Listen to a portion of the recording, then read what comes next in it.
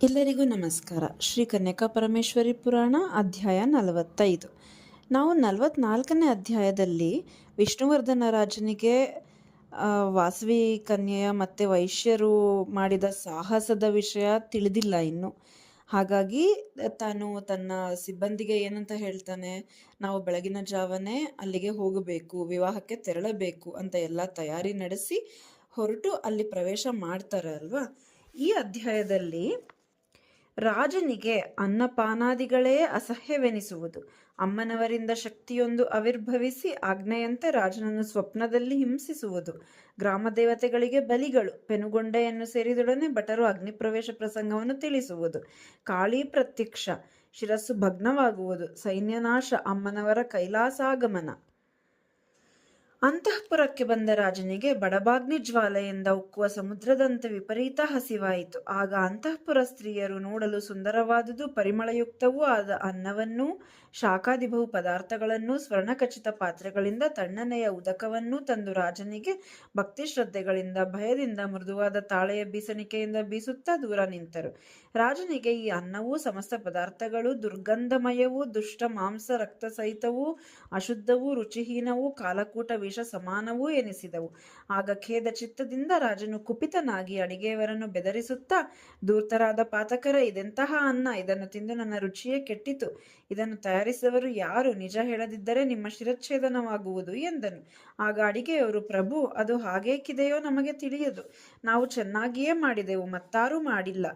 ನಮ್ಮನ್ನು ಕೊಂದರೂ ಸರಿ, ಇದಕ್ಕಿಂತ ನಮಗೆ ಹೆಚ್ಚು ತಿಳಿಯದು ಎಂದರು. ಆ ಅಡಿಗೆಯವರನ್ನು ಬೆದರಿಸಿ ರಾಜನು ಅನ್ನವನ್ನು ನಿರಾಕರಿಸಿ ದಹದಿಂದ ಕ್ಷೀರಪಾತ್ರೆಯನ್ನು ತರಲು ಆಜ್ಞಾಪಿಸಿದನು.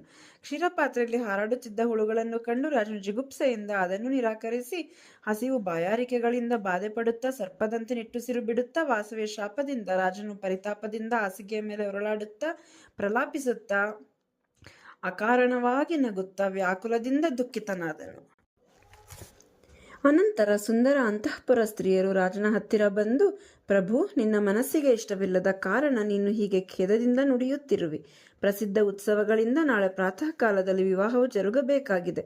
ನೀವು ಖೇದವನ್ನು ಬಿಡಬೇಕು, ಧೈರ್ಯ ಹೊಂದಿರಿ ಎನ್ನಲು ರಾಜನು ಕೊಂಚ ಸ್ವಸ್ಥನಾಗಿ ನಿದ್ರಿಸಿದನು. ಅಂತಃಪುರ ಸ್ತ್ರೀಯರು ಆತನನ್ನು ಕಾಯ್ದುಕೊಂಡು ಕುಳಿತರು. ವಾಸವಿ ಯಾವಾಗ ಅಗ್ನಿ ಪ್ರವೇಶಕ್ಕೆ ಪ್ರಯತ್ನಿಸಿದಳೋ ಆಗ ಆ ಜ್ವಾಲೆಗಳಿಂದ ಒಂದು ಶಕ್ತಿಯು ಜನಿಸಿ, ಓ ಮಹಾದೇವಿ, ನನ್ನ ಕರ್ತವ್ಯವೇನು ಎಂದು ಆಕೆ ಎದುರಿಗೆ ನಿಂತಿತು. ಆಗ ವಾಸವಿಯು, ಶಕ್ತಿ, ಇಲ್ಲಿಂದ ಶೀಘ್ರವಾಗಿ ಮಂತ್ರಿಯುಕ್ತನಾದ ವಿಷ್ಣುವರ್ಧನ ರಾಜನ ಹತ್ತಿರ ಹೋಗಿ ಅವನ ಶಿರಸ್ಸನ್ನು ಒಡೆದು ಪಾಶಗಳಿಂದ ಬಂಧಿಸಿಕೊಂಡು ತಾ ಎಂದು ಆಜ್ಞಾಪಿಸಿ ಯೋಗಾಗ್ನಿಯನ್ನು ಕಲ್ಪಿಸಿಕೊಂಡು ತಾನೂ ಅದರಲ್ಲಿ ಪ್ರವೇಶಿಸಿದಳು. ಕೂಡಲೇ ಭಯಂಕರವಾದ ಆ ಶಕ್ತಿಯು ಅಲ್ಲಿಂದ ತೆರಳಿತು. ಆಗ ರಾಜನು ನಿದ್ರಾವಶನಾದನು. ಆಗ ರಾಜನು ಸ್ವಪ್ನದಲ್ಲಿ ಕರಾಳವಕ್ರಿಯೂ ಶೂಲಿಯೂ ಚತುರ್ಭುಜವುಳ್ಳವುದ್ದು ಖಿನ್ನಾಂಜನಾದ್ರಿ ಕಾಂತಿ ಸಮಾನವೂ ಮಾತು ಮಾತಿಗೆ ಬೆದರಿಸುತ್ತಿರುವುದು, ತೀಕ್ಷ್ಣ ಶೂಲಗಳಿಂದ ತನ್ನ ಶಿರಸ್ಸನ್ನು ಒಡೆಯುತ್ತಿರುವುದು, ಕಾಲಿನಿಂದ ಕುತ್ತಿಗೆಯನ್ನು ಎದೆಯನ್ನು ತುಳಿಯುತ್ತಿರುವುದು, ದೊಡ್ಡ ಕೋರೆಗಳಿಂದ ಕೂಡಿದ ವಿರಾಟ ರೂಪಿಯೂ ಆದ ಕರಾಳ ಕಾಳಿ ಶಕ್ತಿಯನ್ನು ಕಂಡು ಭೀತನಾಗಿ ನಡುಗುತ್ತಾ ಬೆವರಿ ನೀರಾಗಿ, ಆ ಸತ್ತೆ ಸತ್ತೆ ಎಂದು ಅರಚಿದನು.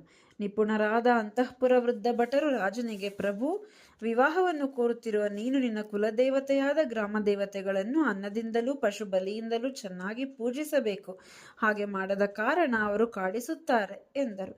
ಆಗ ರಾಜನು, ಎಲವೋ, 100 ಮಣಗಳ ಅಕ್ಕಿ 100 ಮೇಕೆಗಳನ್ನು ಬಲಿಕೊಟ್ಟು ಚೆನ್ನಾಗಿ ಪೂಜಿಸಿರಿ ಎಂದನು. ಅನಂತರ ರಾಜನು ಸಮಚಿತ್ತದಿಂದ ಆ ರಾತ್ರಿಯನ್ನು ಕಳೆದು ಪ್ರಾತಃ ಕಾಲದಲ್ಲಿ ವಂದಿಮಾಗದರ ಹಾಡುವಿಕೆಯಿಂದ ಎಚ್ಚರಗೊಳಿಸಲ್ಪಟ್ಟವನಾಗಿ ದುಸ್ವಪ್ನದ ಕುರಿತಾಗಿ ಚಿಂತಿಸುತ್ತಾ ಇರುವಾಗ ಮನ್ಮಥ ಬಾಣಾವೃತನಾಗಿ ಖೇದವನ್ನು ಮರೆತನು.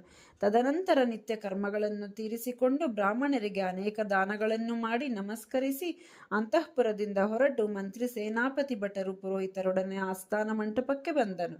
ನಂತರ ರಾಜನು ವಿಜಯನೆಂಬ ಮಂತ್ರಿಯನ್ನು ನೋಡಿ ಶೀಘ್ರವಾಗಿ ಪ್ರಯಾಣ ಪ್ರಾರಂಭವಾಗಲಿ ಎನ್ನಲು ಆ ಮಂತ್ರಿಯು ಸಕಲ ಪರಿವಾರವನ್ನು ಸನ್ನಾಹಗೊಳಿಸಿ, ಪ್ರಭು, ಸಕಲವೂ ಸಿದ್ಧವಾಗಿದೆ ಎಂದು ತಿಳಿಸಲು ರಾಜನು ಸಂತೋಷದಿಂದ ಹೊರಟನು. ಬೆಳಗಿನ ಆ ಸಮಯದಲ್ಲಿ ಆನೆಯ ಮೇಲೆ ಕುಳಿತು ಮುಂದೆ ಕಾಲ್ದಳವೂ ಪರಿಚಾರಕರೂ ಹಿಂದೆ ಚತುರಂಗ ಬಲವೂ ಸೇವಿಸುತ್ತಿರಲು ಸೂರ್ಯೋದಯ ಕಾಲಕ್ಕೆ ಭಗ್ನವೆಂಬ ಪುರವನ್ನು ಸೇರಿದನು. ಆಗ ಪೆನುಗೊಂಡೆಯಿಂದ ಬಂದ ದೂತರು ರಾಜನನ್ನು ಎದುರುಗೊಂಡು ರಾಜನಿಗೆ ನಮಿಸಿದರು. ರಾಜನು ಅವರಿಗೆ, ಎಲ್ಲವೂ ಸಿದ್ಧವಾಗಿದೆಯೋ ಎಂದು ಕೇಳಲ, ಭಟರಿಗೆ ಉತ್ತರಿಸಲು ಬಾಯಿಯೇ ಬಾರದಾಯಿತು. ಕಂಪಿಸುತ್ತಿರುವ ದೂತರನ್ನು ಕಂಡು ರಾಜನು, ಭಯಪಡಬೇಡಿ, ಯಥಾರ್ಥವನ್ನು ಹೇಳಿರಿ ಎನ್ನಲಾಗಿ, ರಾಜ, ಆ ವೈಶ್ಯರು ನಿನ್ನ ಭಯದಿಂದ ವಿವಾಹ ಮಹೋತ್ಸವವೆಂದು ನಗರವನ್ನು ಅಲಂಕರಿಸಿ ಕನ್ಯೆಯೊಂದಿಗೆ ಅಗ್ನಿಪ್ರವೇಶ ಮಾಡಿದರು ಎನ್ನಲಾಗಿ, ಭ್ರಾಂತನಾದ ಆತನು, ಏನಿದು ಎಂದು ಹತಪ್ರಾಣನಾದನು.